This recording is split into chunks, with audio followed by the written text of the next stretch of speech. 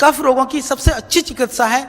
सारी दुनिया में आप जहाँ भी रहते हो आपको गीला अदरक जिंजर जो है मिल जाएगा। उसको कूट करके आप 1 चम्मच उसका रस निकाल लें और 2 चम्मच या 1 चम्मच हनी मिला लें। मिला करके आप सुबह शाम पिएं। गर्म पानी में डाल करके भी ले सकते हैं, वो सबसे बढ़िया उपाय कफ के लिए।